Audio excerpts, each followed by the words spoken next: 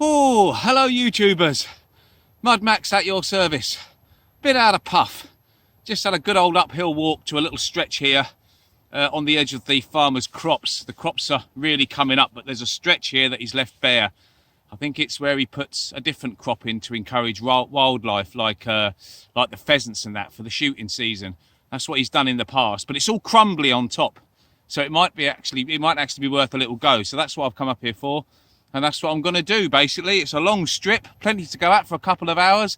If I don't find anything, don't worry too much, folks, because I've been walking around here and I've had a couple of really interesting bits of history without a detector, just from keeping my eyes on the ground. Really pleased with them, actually. Some really interesting bits and bobs. So I'll show you those at the end, regardless of whether anything comes up on the hunt. Hope you enjoy this, folks. Right, let's get stuck in. Whoa. Our first target of the day, and it was round, and I kind of thought, yeah, can we start with a coin? Nah. Shotgun cartridge. I'm up on a high ridge and I'm going to get quite a few of those today. I'm just going to have to grin and bear it, but shotties are going to be in plentiful supply, I think. Oh well, let's crack on.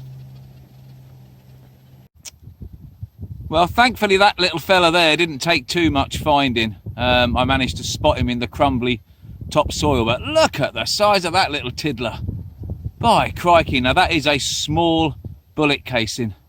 That really is tiny. I'm glad I wasn't faffing around for ages looking for that little blighter.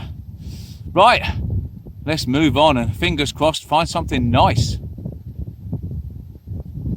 Well, it's not often that I say a flat piece of iron is interesting, but it is because it's got moist mud on it. And actually it's only about 6 or 7 inches down. It weren't a very good signal. I thought I'd have a little investigation, and I wasn't surprised that it was a flat piece of iron. I really wasn't. But the earth is actually damp, soggy and pliable. There must be some kind of water feed up here on this ridge. I have found bits of old clay water pipe up here before. I don't know how old clay water pipes are, whether they go back to the Victorian times, but yeah, the mud actually was quite sticky around that at about 4 or 5 inches. Really surprising. Okay, we've narrowed it down a bit. Yet another one, yes. A day of piddly fiddly little bullet casings. I did say earlier on I thought that might be the case. Well, all we can do is hope for something better, but this site up on this top ridge, shooter's paradise, I'm afraid.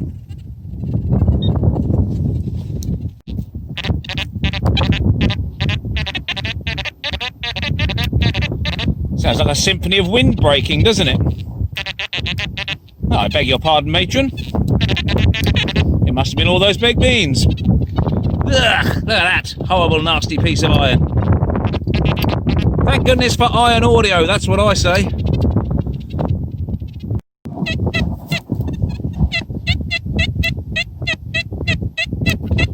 That's one of the brightest, nicest signals of the day. Let's have a look. Ha! Well, no wonder it was a good signal. It's a proper bullet this time. A full shell casing. Oh man, that sounded nice. I suppose to a lot of people these are interesting, actually. I'm not that big a fan, to be honest, but some people really love bullet casings. Yeah, they don't really float my boat, but never mind. See if I can find something that does float my boat. Oh, we got something a bit interesting. There's some ornate marking on that, look. It's completely flat on the other side. It's broken off, look. You can see it's broken off. Is that the end of a brooch or a crucifix or something? Could be, couldn't it? But actually I think there might have been a bit more of it. It might have been a bit wider. I can't quite tell whether it's actually crudely finished off in a long thin piece or not. Yeah, 50-50 on that one. But it's nice to actually dig something that's interesting. I really don't know. Your guess is as good as mine on that. In fact, your guess is probably better than mine. So if anyone's got any ideas what it is, please do share. But yeah, a broken bit of something. Well, we've actually had an interesting find this evening. Ah, fantastic. Oh, look at that one then. Just up, fresh out the ground. It's a knife blade. It's been snapped off. Gave an absolutely booming signal and then went all ugly. So it's steel, absolutely no doubt about that. But yeah, quite a big knife, I would say. But it's very clean. But then again, it's steel, so I don't suppose it's going to rust even under the ground, is it? I don't know. I just wish it was something a bit older and a bit nicer. But hey ho, that's knife. Right, I've set you up round the other side, but I was digging this way, and then at the corner of my eye, I spotted that. It's a disc, and it looks like a disc with a milled edge. I could be wrong. So you're looking at it from the other angle, but I literally flicked the mud that way. But I think we might, late in the day, have ourselves a coin. Or have we? If it is a coin, it's got one heck of a funny shape to it. Oh, do you know what? I don't think we have. I think we got some... Well, I don't know. Whoa, do you know what? It's got to be a coin. But if it is a coin, it's a coin that somehow... Do you know what? That's 2p. Look at the shape of that at the top. It's like somebody's hammered it out of shape. It's something's pushed it. Something's given that a right wallop. Wow. Yeah, I'm sure that's the 2p fleur-de-lis that I can just make out. I might be wrong, but I think that's what it is. And it's the right shape for an old 2p. Oh, well, it's a coin anyway. And it's a very, very unusual coin. It's almost like somebody's warmed it up and smeared it like that with their thumb. But it must have just took one heck of a wallop. Yeah, I'll clean it up, but yeah, that's I'm pretty sure that's a modern tuppence.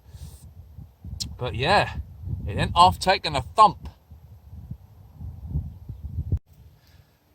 Well, I'm sure you don't need me to tell you how good that sounded. Oh boy, that's just taking the mickey, that is.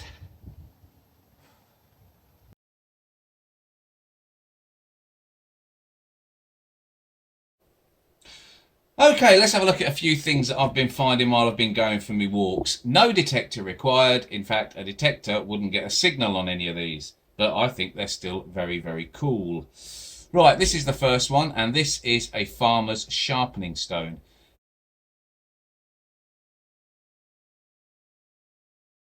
It's been busted off, and it's very, very smooth, so I don't think he was using this side for sharpening. I guess he must have been holding it like that, sharpening his knife, and it snapped off.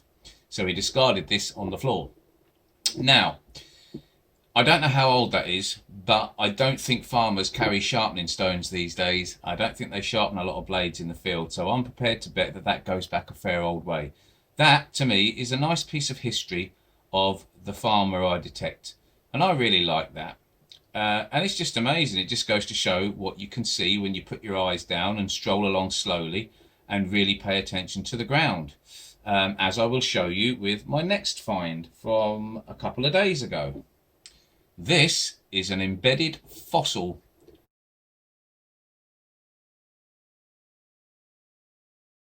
As you can see, there he is, or she is, or it is. It might have been both, I don't know. Prehistoric, obviously. This rock has formed, trapped that little thing in there, and it's fossilized. And you know as well as I do that these things go back absolutely thousands of years. Now, where I live is in a valley, and I dare say that in prehistoric times that valley was full of water. Well, I'm pretty confident that that's the case, as my next finds will probably dictate, to be honest. But yeah, look at that. That little fella's been trapped there. He's been sitting on the farm for thousands of years. No other living thing has paid him any attention. And then along comes a fat, bold fellow in the 21st century and picks him up and says, "Oh, I think I'll take you home." I really like that, though. I love fossils. Right. These chaps. I get loads of these on my permission. And these are affectionately known as devil's toenails.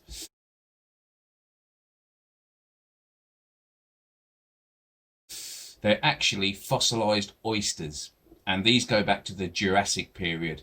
So yeah, that's kind of why I'm confident that my area was underwater back in prehistoric times. So these are Jurassic, and they are oysters. but they're affectionately known as devil's toenails because of the way they look, and they do look like giant toenails. And the legend goes that the devil would sit there and clip his toenails on your field in the night. Hence you would find these the next day after the devil had clipped his toes. They do look like disgusting toenails, and it's a fantastic name for them. All shapes and sizes. I get loads of them. I absolutely love picking these things up. Now, rather strangely, these are supposed to cure arthritic pain. Don't ask me how. Don't ask me why people back in the olden days thought that they could cure arthritis with one of these things. I don't know whether they stuck it under their armpit, put it in their mouth, or stuck it somewhere else, matron. I have absolutely no idea what they did with them, but apparently they were good for arthritis. But I think they're absolutely cool. The devil's toenails. You can find them on many a field. All over the world, in fact. But certainly in the UK where I am, there's absolutely loads, and I love those. So there you go, the devil's toenails, a trapped fossil from prehistoric times, and an old farmer's sharpening stone. And all those just putting my eyes down and leaving the detector at home. And I have to say, more interesting than what I found with the detector. So there you go. So there you go, folks. You don't need a detector to have fun in the fields. I know that we all miss the hobby when we can't do it, but quite honestly, I had fantastic fun without the detector. Eyes down, looking carefully, turning things over, just walking very, very slowly. Arable land, farmland that's been worked. There's all kinds of stuff on it. So if you can't go detecting, go walking and see what you can find. I actually found more good stuff without the detector than I did the other night when I had it with me. So there's an irony for you. Okay, folks, until the next time, good luck, happy hunting, and we will see you soon.